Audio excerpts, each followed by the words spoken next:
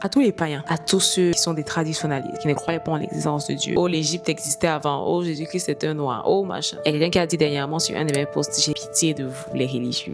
Vous ne comprenez pas. On n'est pas en train de se battre pour une question de couleur de peau. C'est véritablement une grâce que le Seigneur nous aime et qu'il ne s'adresse pas à nous dans notre orgueil, dans notre dédain, dans notre hautaineté. Mais il s'est rabaissé, il s'est humilié, il s'est dépouillé pour nous aider à comprendre. On est en train de dire qu'il est le chemin. Ça veut dire que hors de lui, tu es perdu. Il est la vérité. Hors de lui, tu vis dans un mensonge. Il est la vie. Ça veut dire que même si tu t'es réveillé ce matin et que tu respires et que tu m'as vidé en ce moment et que tu es prêt à taper ton commentaire pour dire que avec ce que tu racontes, si tu ne l'as pas reçu comme ta vie, en réalité, tu est mort, quoique vivant. En réalité, nous sommes sa création. Nous avons été faits à son image et à sa ressemblance pour une vie avec lui, pour une intimité avec lui. Entre toi et moi, toi qui as pitié de moi, tellement je souffre, tu as pitié de moi.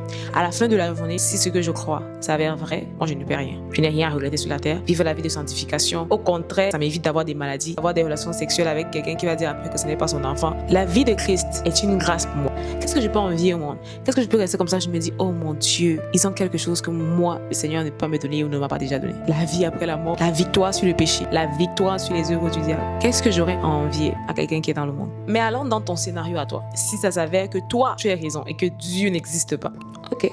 Ou que peut-être ce sont tes ancêtres qui existent. Qu'est-ce que j'aurais perdu? La seule chose que nous perdons dans notre relation avec Dieu, c'est nos mauvais désirs, nos mauvais penchants, notre égoïsme, notre égocentrisme, nos mauvais caractères, nos mauvais comportements. Mais à part ça, j'ai tout à gagner. C'est drôle et c'est aberrant de savoir que des gens croient en la spiritualité lorsqu'elle est maléfique. Ils croient lorsqu'ils partent consulter les marabouts. Mais juste que on veut pas vos histoires de Jésus et de Dieu là, parce que c'est trop... En fait, le problème, c'est même pas que vous n'aimez pas les histoires de Dieu et de Jésus. Le problème, c'est que vous n'aimez pas la vie qui vient avec. C'est vraiment mignon d'avoir pitié de nous. C'est trop chaud. Mais il faudrait pas. Au contraire, aie pitié de toi. Parce que Dieu, en réalité, il a déjà eu pitié de toi. Mais il faudrait que tu aies pitié de toi-même en décidant d'accepter de le recevoir comme ton Seigneur et Sauveur. Afin que tu sois sauvé, racheté du péché et de la mort.